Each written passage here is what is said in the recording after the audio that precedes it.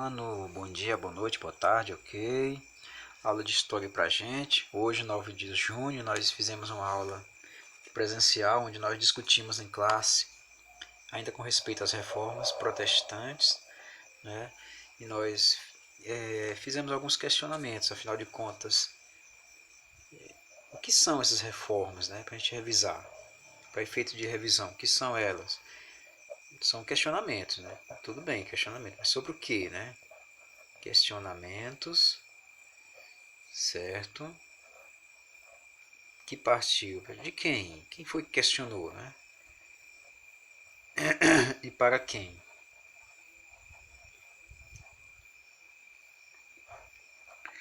Então, esses questionamentos aí que a gente chama de reformas, quando ouvimos falar a respeito, a gente já tem logo em mente que é como se fosse uma tentativa de consertar.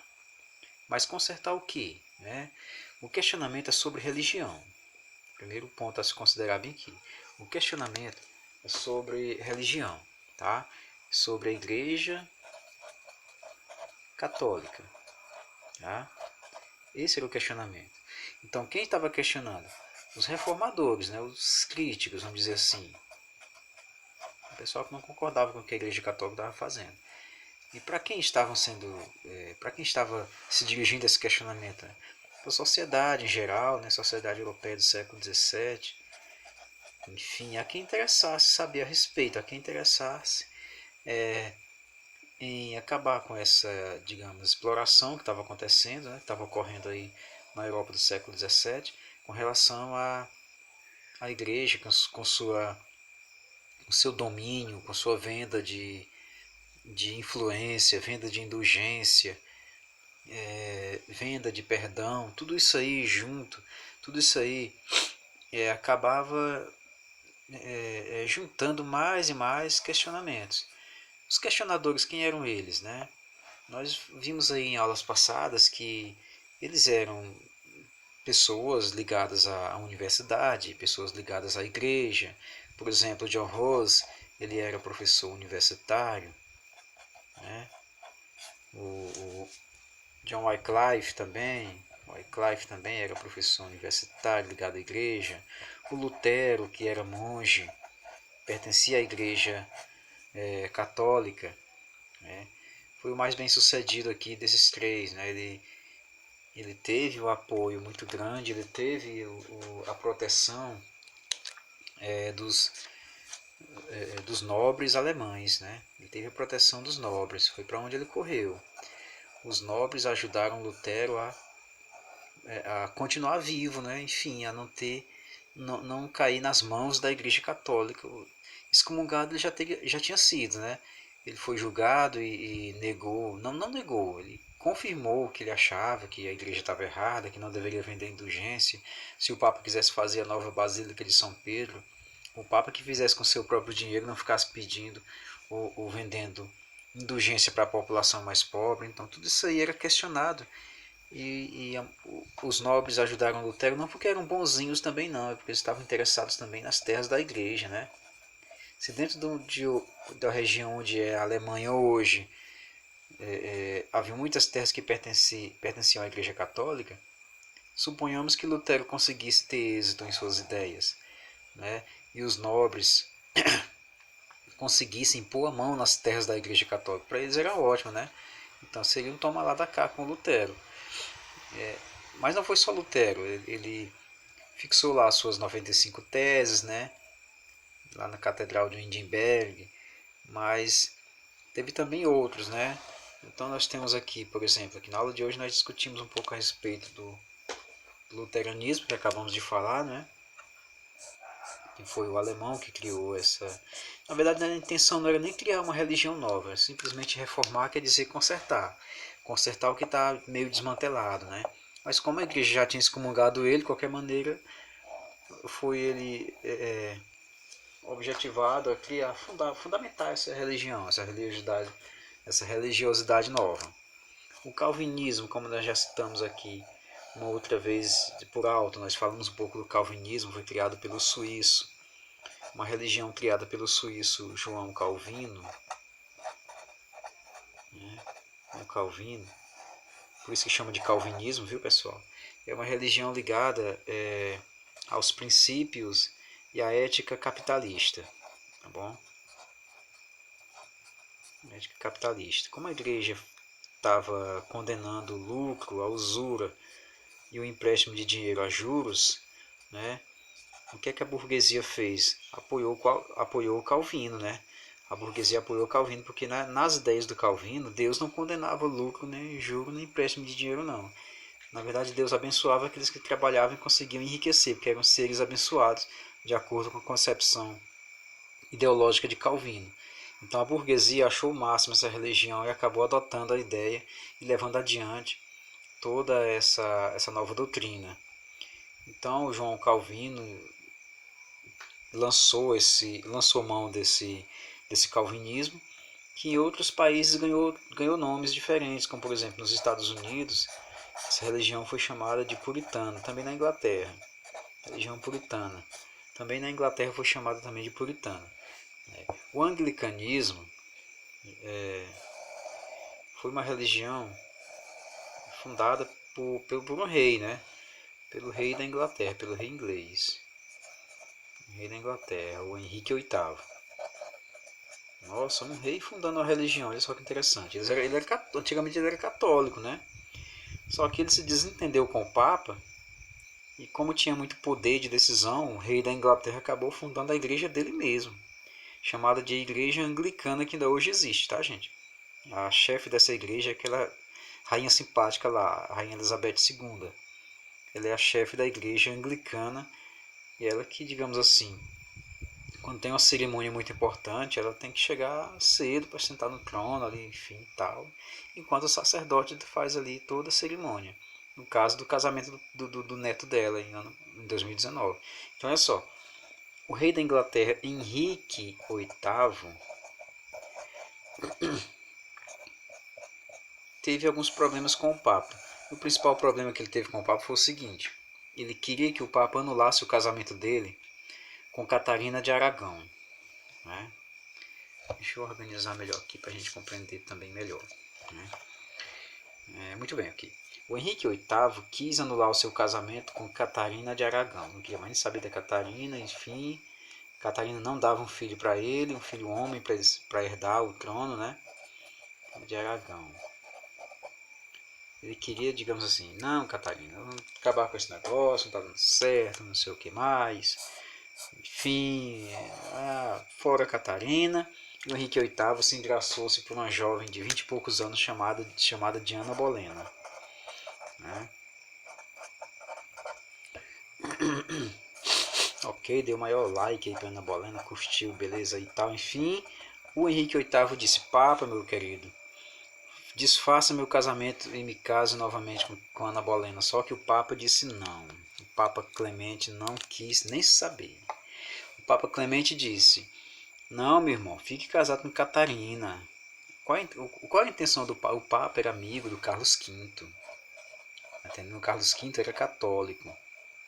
Apesar de pertencer aos reinos germânicos, ali próximos, ali onde o pessoal apoiou Lutero, o Carlos V era primo da Catarina de Aragão. Acabar com o casamento aqui do Henrique VIII era comprar briga com o Papa. E o Papa era muito amigaço ali. Tal. Eita, de mão no pescoço, cangote, cima para baixo, com o Carlos V, que era o imperador mais forte ali do Sagrado Império Romano Germânico ali da região, onde Lutero morava, inclusive. Então o Papa Clemente, não vou acabar não, deixa de conversa fiada, não vou acabar não. O Henrique VIII se zangou e disse: rapaz, tu não vai acabar com o meu casamento aqui não, então, pois pronto, eu vou romper com a igreja católica, né? E vou fundamentar minha própria doutrina, chamada de anglicanismo. Eita, sabia até o nome, danou-se. Foi de uma hora para outra também não, gente, foi com o tempo isso aqui, foi assim, um dia para o outro também que eles criavam uma religião não. Tinha a nobreza que apoiava o Henrique VIII, tinha a própria burguesia, tinha os próprios feudos, que muitos feudos ingleses pertenciam à Igreja Católica. Romper com a Igreja Católica seria a mesma coisa da Inglaterra ficar com seus feudos, com suas terras. Olha o tamanho do prejuízo que a Igreja Católica ia ficar, né? ia perder propriedades, mas o Papa não quis nem saber. Nossa, o Carlos V devia ter um poder muito grande, né? Então é o seguinte, com tudo isso, o rei Henrique VIII acabou criando essa nova religião. Estava aí fundamentada mais uma religiosidade, mais uma crença, na qual o cidadão pode interpretar a Bíblia a seu modo. Só vai existir dois sacramentos, que é o batismo e a Eucaristia. Não tem mais aquele monte de sacramento que tinha na Igreja Católica. Quer dizer, muita coisa mudou. Muita coisa mudou da religião católica para a religião anglicana. E lembrando mais uma vez, a chefe da igreja é a rainha da Inglaterra. Muito bem. Olha assim, temos aqui novas religiões surgindo, né? Luteranismo, calvinismo, anglicanismo. Depois surgiram umas novas aí, enfim, né? Muitas falharam porque não tinham apoio de nobres como Lutero, né? E muitas foram adiante, tiveram apoio de ricos e nobres como o calvinismo e o anglicanismo. E a Igreja Católica, o que achava de tudo isso? Ela estava perdendo espaço, né? O que a Igreja Católica achava de tudo isso? Ela se deu muito mal e resolveu também se danar, e agora ia inventar também um negócio novo, ia lançar um negócio novo, enfim. O negócio novo aí, o movimento que ela ia lançar é chamado de Contra-Reforma. Né? Contra-Reforma. Ou contra-golpe, a gente chama de contra-golpe. Quando alguém leva um bufete, dá outro bufete, ele contra-golpeou. A contra-reforma era o contra-golpe da Igreja Católica, ou seja, estão tomando minhas propriedades, estão criando novas doutrinas por aí, doutrinas heréticas, enfim, não sei o que mais, pois agora eu vou também me danar e vou aumentar agora o poder do Tribunal da Inquisição, né? E também vamos criar a Companhia de Jesus. Eita, Jesus estava muito aí para essas coisas, Companhia de Jesus. Muito bem, então aqui nós temos aqui duas fundações aqui da Igreja Católica para lutar contra essas novas religiões que estavam surgindo. Aumentar o braço da Inquisição, pesar mais a mão da Inquisição, perseguir os hereges, enfim, todos aqueles que eram contra as doutrinas da Igreja Católica, e também criar a chamada Companhia de Jesus, né? Onde dessa companhia começaram a surgir os chamados padres, ai meu pai, jesuítas, isso, acho que eu errava aqui. Muito bem, aqui foi de onde surgiu o termo jesuítas, tá gente? Jesuítas quer dizer soldado de Cristo, soldado de Cristo. E eram esses danados, esses jesuítas. Eita, eram padrezinhos perigosos no bom sentido, né, gente? Padrezinhos perigosos, corajosos, né? Que tinham a missão sagrada de espalhar a fé católica aos mais longínquas regiões do planeta. América, Ásia e África, eles tinham interesse em viajar para essas regiões, Deus no coração, enfim, tal, para ensinar os nativos dessas regiões, América, Ásia e África, a falar o idioma europeu e a rezar a missa católica. Tá bom?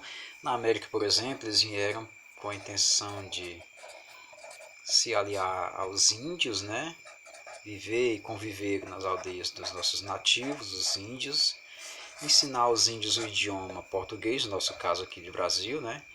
Ensinar aos índios o idioma português, ensinar aos índios os princípios da religião, para que o índio sinta Deus no coração, de acordo com as ideias do Pai. Logicamente que eu estou falando isso como ciência humana aqui, não estou dizendo aqui que sinta Deus no coração de acordo com a visão dos sacerdotes jesuítas, né?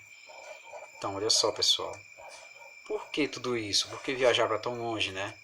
Sair lá da terra deles para viajar para a floresta, para conviver com índios, passar uma temporada danada lá dentro. Porque eles eram soldados de Cristo e a fé falava mais alto.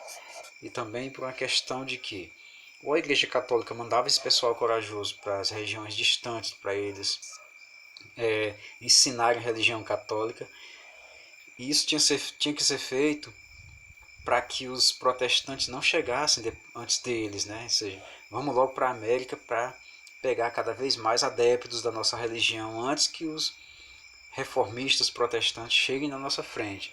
Foi uma espécie de como é que eu vou contar para vocês? Foi uma espécie de medida cautelar, né? Uma coisa bem rápida, né? E a igreja acabou, países católicos como Portugal e Espanha, eles acabaram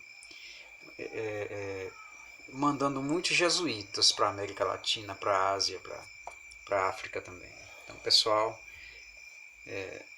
quando eu falar em contra-reforma para vocês, se cobrar em alguma atividade, enfim, é isso, digamos, é a resposta que a Igreja Católica deu às reformas protestantes, as novas religiões estavam surgindo. Com o aumento do poder da Inquisição, que é aquele tribunal que julgava lá o pessoal e queimava naquela fogueirinha lá, fogueira linda queimando a cinza, o pessoal tudo ir pro céu, o pessoal e tudo, enfim, e também a criação da Companhia de Jesus, de onde eles tiraram os jesuítas, que eu chamei também soldados de Cristo. A gente vai falar, eu ouvi muito falar a respeito deles também, tá bom? Então, pessoal, a aula de hoje foi assim.